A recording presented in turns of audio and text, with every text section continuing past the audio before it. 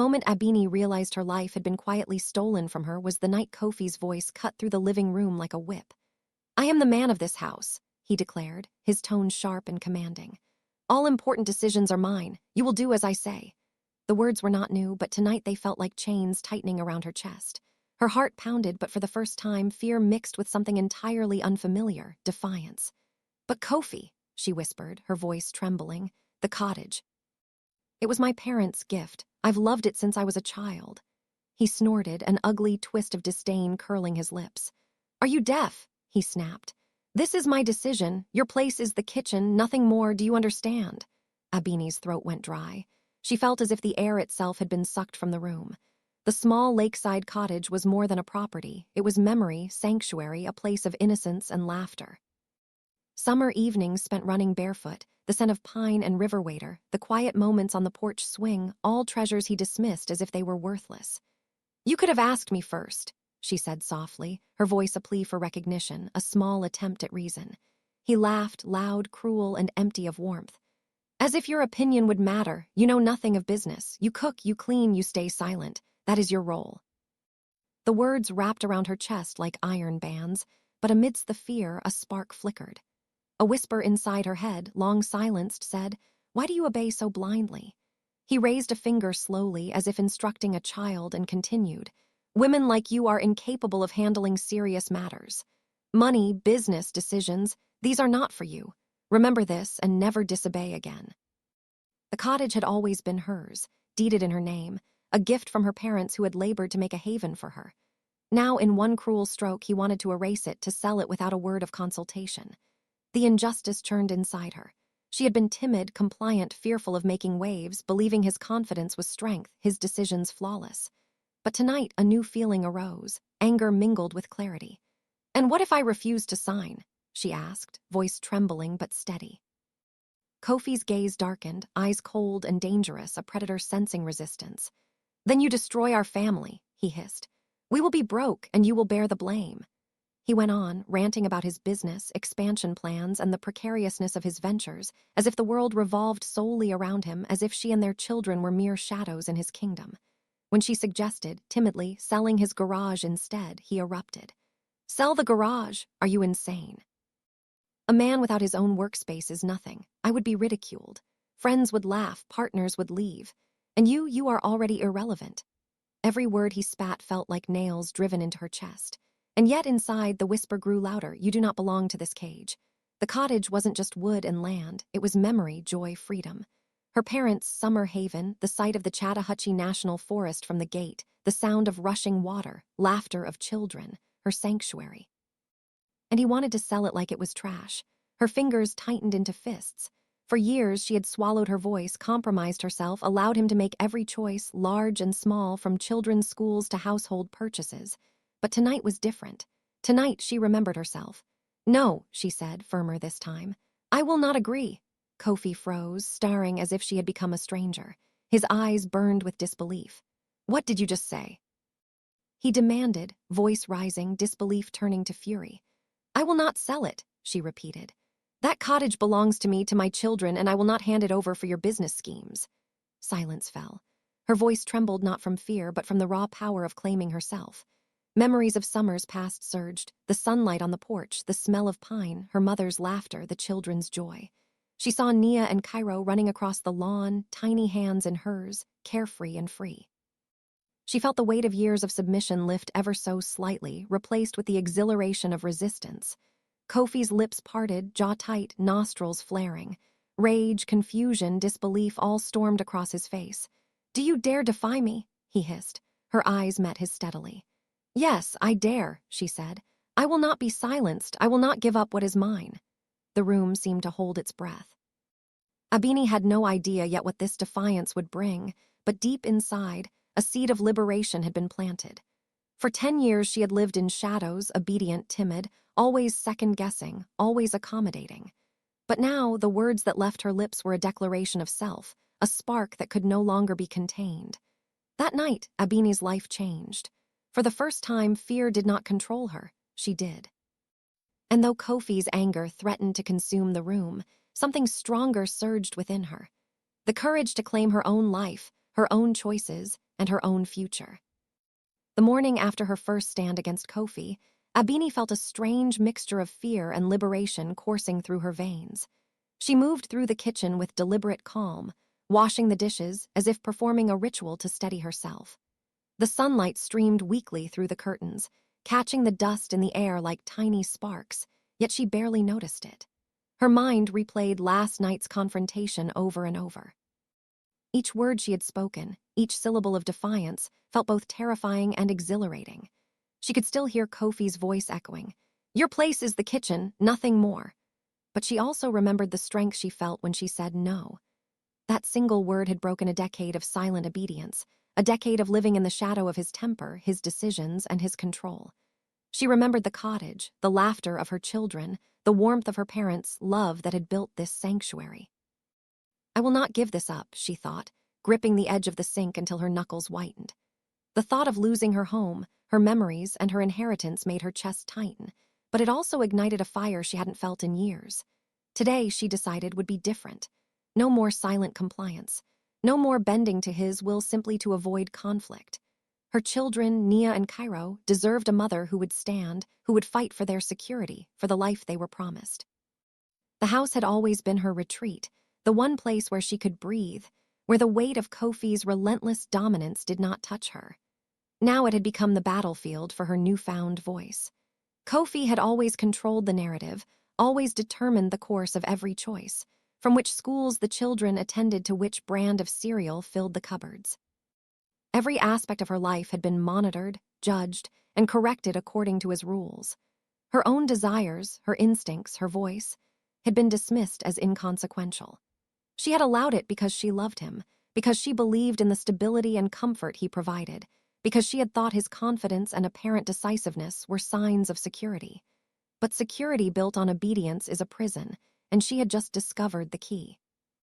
A small, trembling thrill passed through her as she remembered the locked bathroom door, the broom splintering beneath her weight, the sheer disbelief in Kofi's face when she had pushed back. The moment she had forced that door open, a wave of realization had hit her. She was capable, she was strong, she could fight. That realization had been intoxicating. She remembered the fear, yes, but also the power, the rush of standing up for herself. And it had to extend beyond that night. Her mind drifted to the conversation she would have with her mother and Zinga. She knew her mother would understand. She had always sensed the quiet erosion of her daughter's boundaries, the subtle way Kofi's control had tightened with each passing year. Abini picked up the phone with hands that were still slightly trembling, dialed, and waited for the familiar voice on the other end. "Hello, Mama," she began, her voice almost breaking. "Something unbelievable happened here." She recounted everything, the threats, the attempts to manipulate her, the insistence on selling the cottage, the lock, the broom, the fear in her own heart. Her mother's gasp echoed through the line, a mixture of shock and rage. "Abe, that is despicable. He is out of his mind, obsessed with this business of his. That is no way to treat a wife or mother of your children." Abini felt a swell of relief, hearing her mother's anger, feeling validated after so many years of silent acquiescence. "Yes," she whispered, tears prickling her eyes. "And he doesn't even understand what he's asking. He claims the money is for the business, but he won't even explain the details. And I just feel powerless against his authority." Her mother's voice softened, firm yet nurturing. "Abini, you must understand this. It is not a simple quarrel. This man has been chipping away at your freedom, your boundaries, for years, and now you see the effect. You cannot let him continue to dictate your life or the lives of your children. You must act, protect yourself and the little ones." Abini swallowed, her throat dry. She had never considered defiance on this scale. Could she truly make such a choice? Could she truly oppose him in a way that might alter the lives of everyone she loved? "Mama, it's frightening, but I see now I can't continue like this. I have to think, plan, act, for them, for me." "That's right," her mother replied gently. "And you will have my support, always, even if it frightens you, even if it seems impossible. You are not alone." For the first time in her life, Abini felt a rare clarity. Fear still existed, but it no longer commanded her movements. Her mother's words were a shield and a sword, a reminder that she could be both protective and assertive. She realized she could no longer drift silently in the currents of Kofi's whims. Her children's safety, her peace, her dignity, these were hers to defend. And the cottage, her heart's refuge, would not be taken from her. She hung up, breathing deeply, the tremor in her hands slowing. Today was not just another day, it was a turning point. The fire ignited within her the night before had become a roaring flame, demanding recognition, demanding change. She would not merely survive this battle. She would emerge stronger, wiser, and free. Kofi might still try to crush her spirit, but now she knew she possessed the courage to resist. And as she watched sunlight pour over the counter, she understood one absolute truth.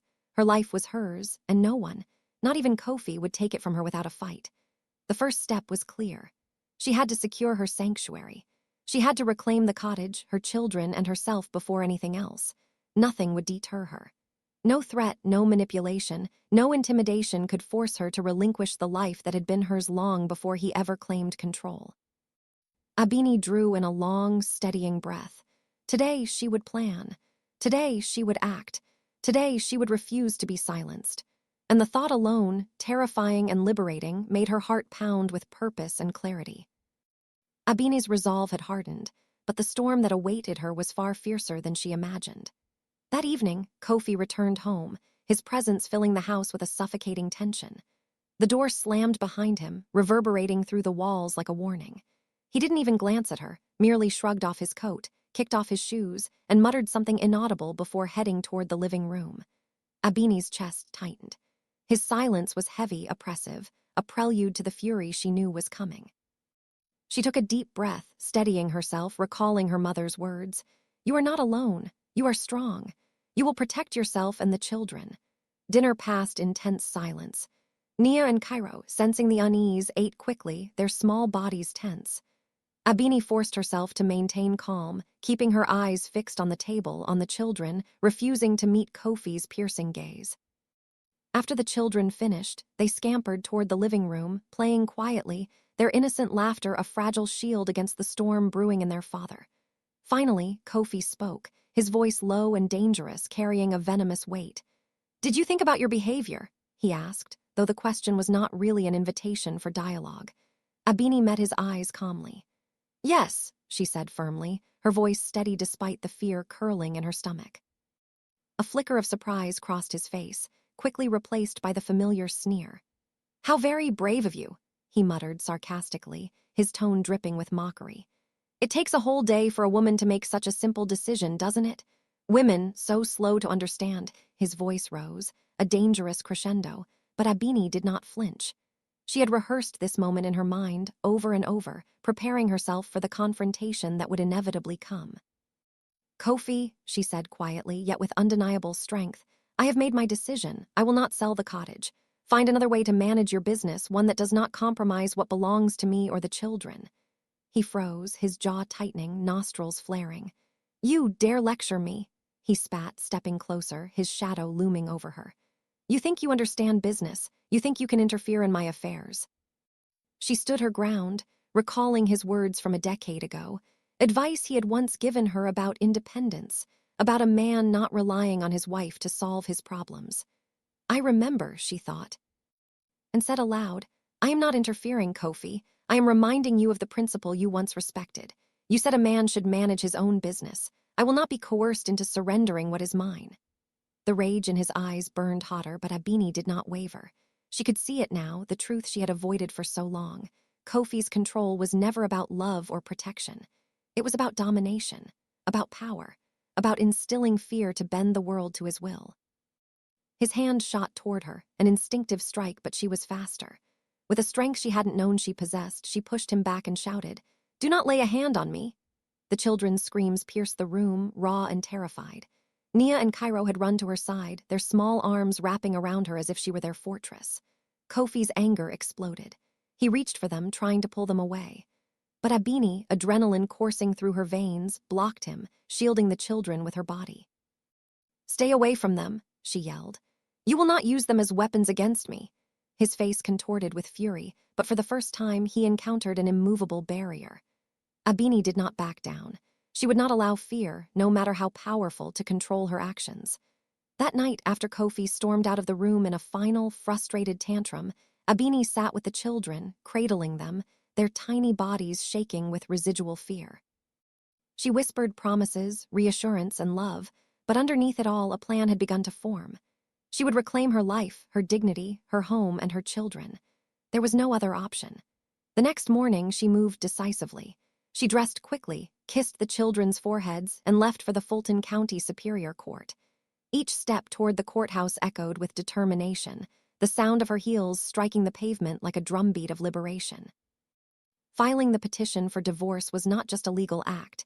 It was a declaration, a reclaiming of her autonomy, a statement that she would no longer be silenced or controlled.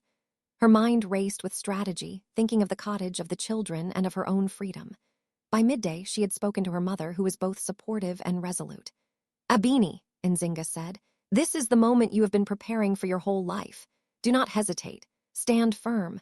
Protect yourself and your children." The mother's voice, firm yet soothing, anchored her in the chaos. Abini felt a profound sense of clarity. Kofi might rage, manipulate, and threaten, but he could no longer dictate her actions. The law, her mother's guidance, and her own courage were her allies.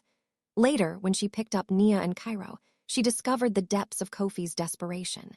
He had removed the children from school, hiding them in his workspace, attempting to leverage them against her compliance. But Abini, calm and resolute, did not falter.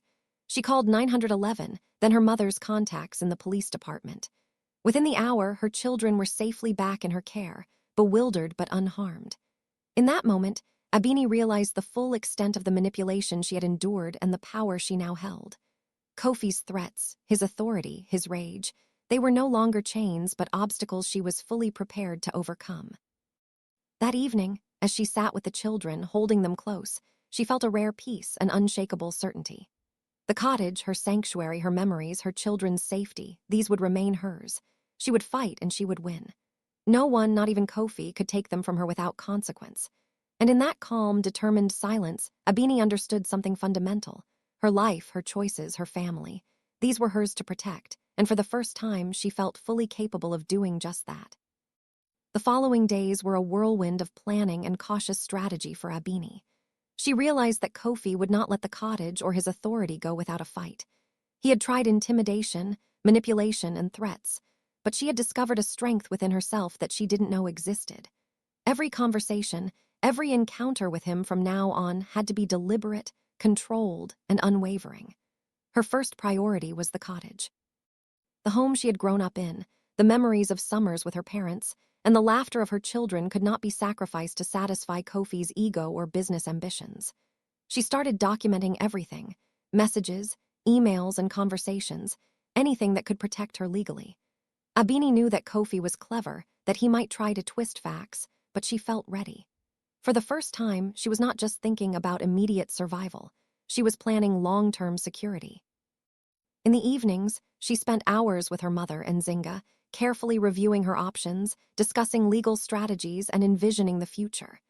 Each session brought clarity, and her confidence grew.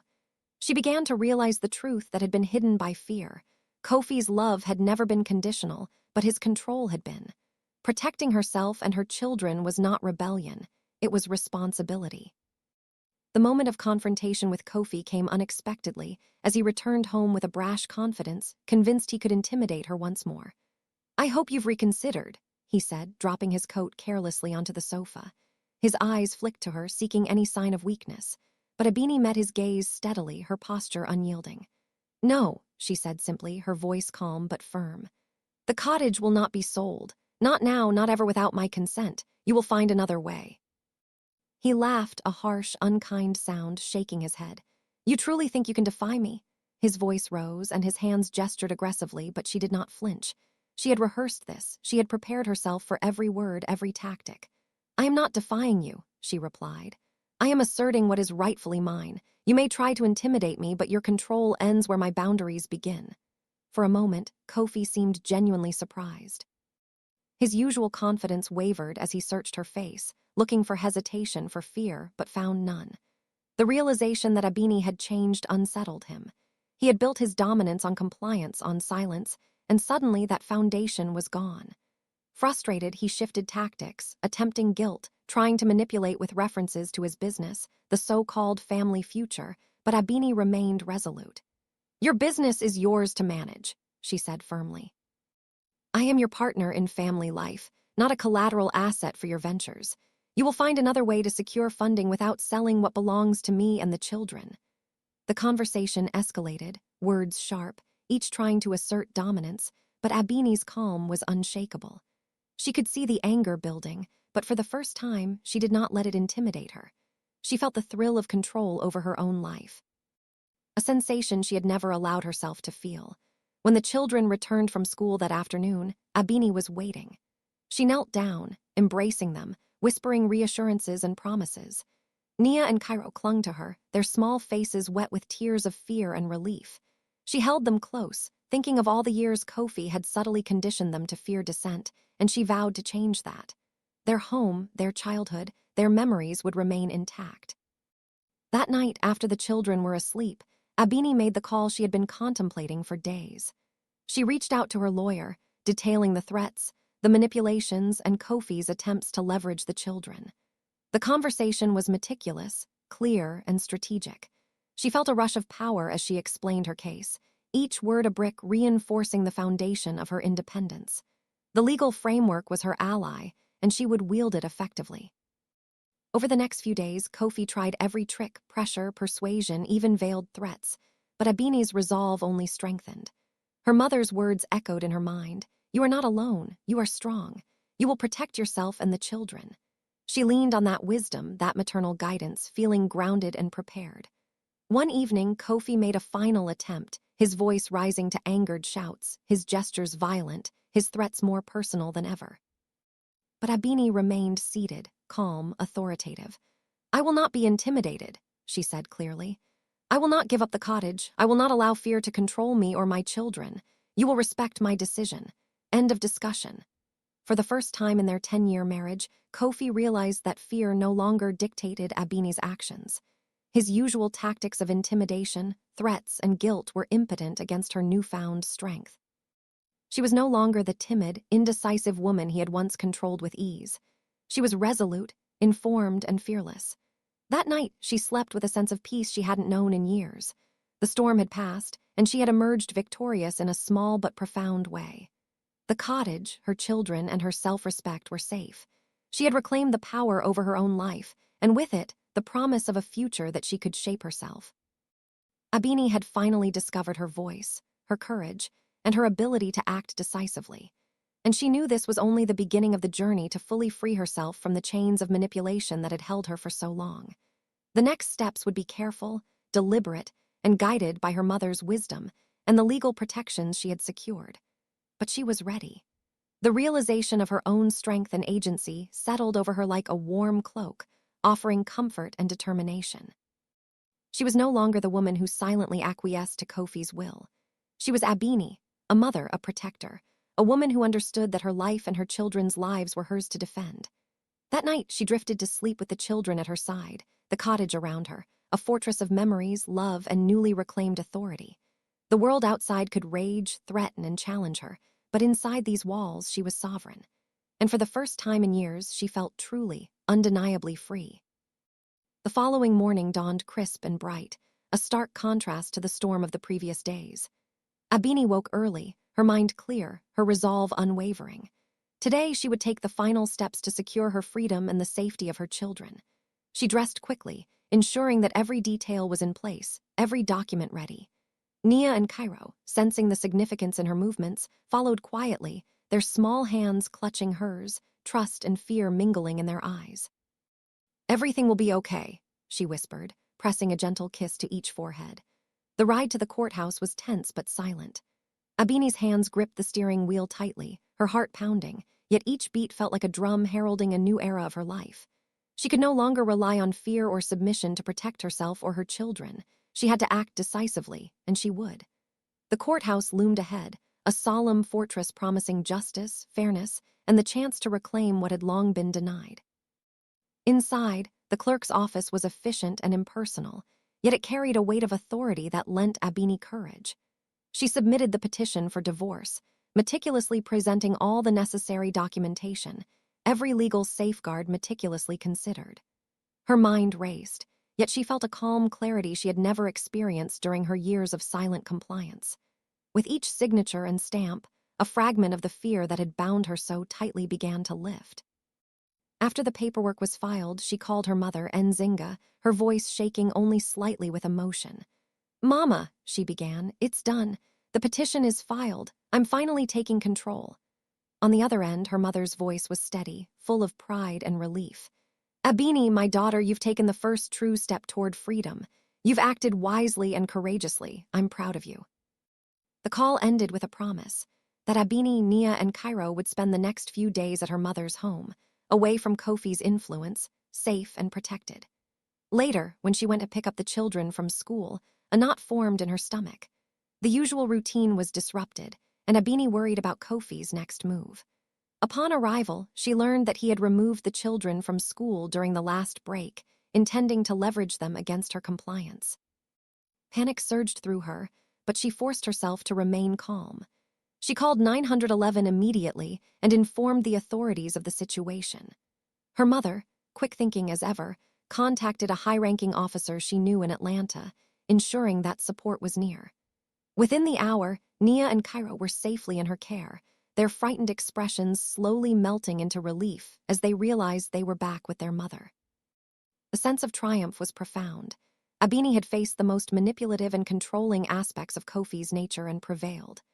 That evening, as they settled into her mother's home, the warmth of safety and love enveloped them. The children laughed again, their voices no longer laced with fear, and Abini felt a freedom she had not known in years. Plans for the future began to form naturally. She knew the cottage would remain a sanctuary, a place filled with memories and joy for her and the children. The divorce proceedings would ensure legal protection, but Abini also realized that her life's happiness depended on the lessons she had learned: to trust her instincts, to assert boundaries, and to take decisive action when necessary. Days later, the court proceedings confirmed what Abini had worked tirelessly to achieve. Custody of the children was granted to her, while Kofi received only the legal share he was entitled to of their shared property. He attempted one last plea for sympathy regarding the apartment, but the judge, impartial and unwavering, denied it.